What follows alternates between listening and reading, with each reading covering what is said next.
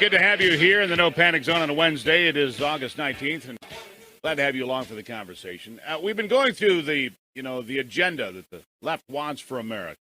The transfer of wealth, making sure that the rich pay their fair share, whatever that is, and I don't know if there is really a number for that. Defunding the police, dismantling the borders, getting rid of ICE, of course, and any law enforcement, closing prisons, and, of course, socialized medicine.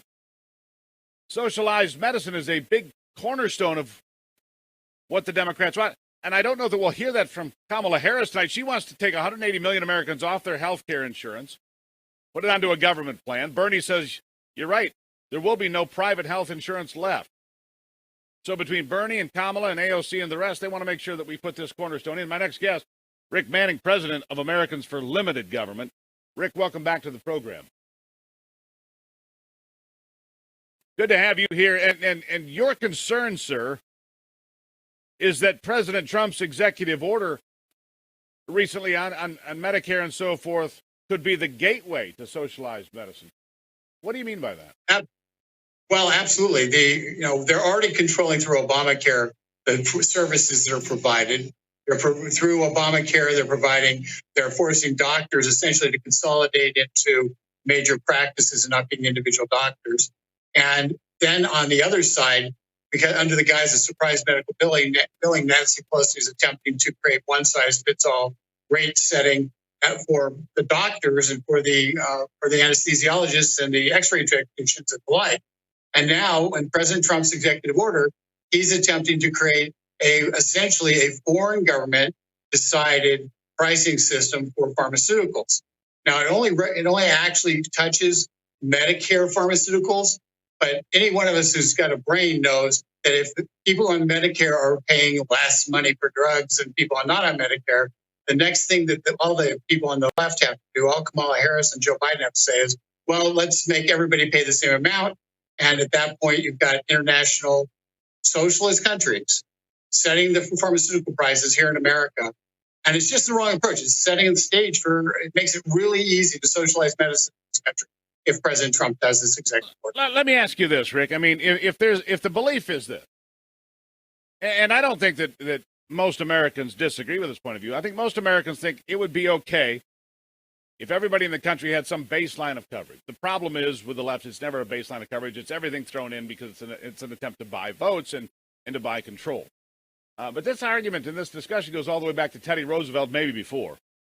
But wouldn't it be less expensive for this country to pick up the tab for some sort of a base insurance for the 30 million Americans that don't have insurance than to go through everything we do right now? It's an open question, and I'm curious about your answer. Well, certainly compared to what we have now, it's dramatically less expensive and be smarter because you wouldn't have the command and control from Washington, D.C., and people would have a basic coverage. But what you need to remember, Steve, and this is the danger here, the government never stops at basic coverage. Once they have a complete control over our healthcare system and determining what people should have, what they shouldn't have, the next session of Congress is that, well, people really need to have something else. They need to have additional coverage, or we're concerned about this. And within 5 to 10 years, you end up with where we are now. You just get there slower. The thing about this is, Stephen, everybody who's been watching this COVID crisis understands this. Government controlling healthcare, as they are doing with COVID, it always ends up with them controlling doctors. They do it through fear. They do it through anxiety. And as a result, the people then demand additional coverage, additional protection, and they willingly give away their freedom. And that is so you do not want to create a pathway to that. And that's what the executive order, what President Trump's doing with the executive order, is he's creating a super highway that won't even slow down to Medicare for all. And, if we're going to get back to... Do you think you realize that? Fair question, Rick. Rick Manning, president of Americans for Limited Government. Do you think the president realized what you're pointing out here, your criticism of the executive order when it comes to pharmaceutical and cost? Do you think he realized that would be the super highway, as you put it, to opening up to Medicare for all, to a government-controlled healthcare system and throwing 180 million Americans off from their health care plans? Well, if his staff was doing their job, he did, but I don't know that they did. So so the answer is I don't know that. I think he knows it now, and because we've been yelling it as loud as we can that this is wrong, it's the wrong approach.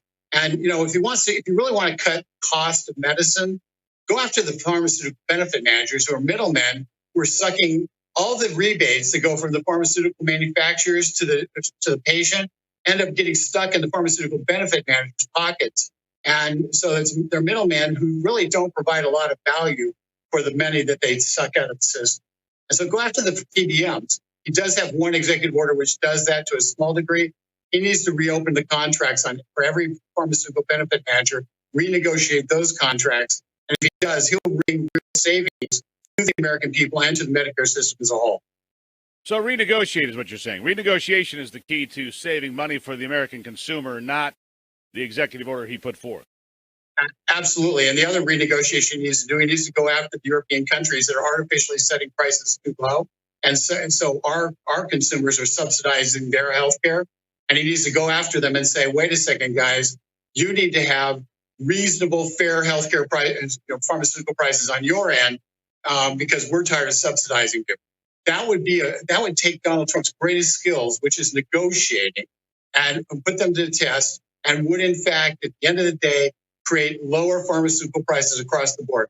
Go after PBMs, streamline the FDA so the cost is $2.6 billion to bring a drug to market, and go after those who are cheating the system by basically forcing prices below market levels, creating the higher prices here in America. You do those three things. Rick, I think it would be similar in scope. I think what you're saying here, in some ways, it would not be dissimilar to what the president did in making sure that the governments of Europe paid their fair share for NATO. I don't think what you're saying here would be too far from that idea. Listen, guys, what you're doing we can't tolerate. You need to pony up the way you should and stop affecting us in a negative fashion in the checkbook. That sounds about right, doesn't it? That's exactly right. We're paying their freight. That makes the president mad. He's trying to figure out how to deal with it.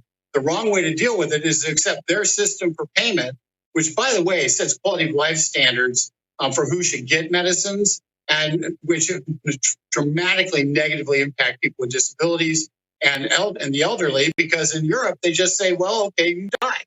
And that's and that's not acceptable in the American ethos. It's not acceptable from our healthcare system perspective.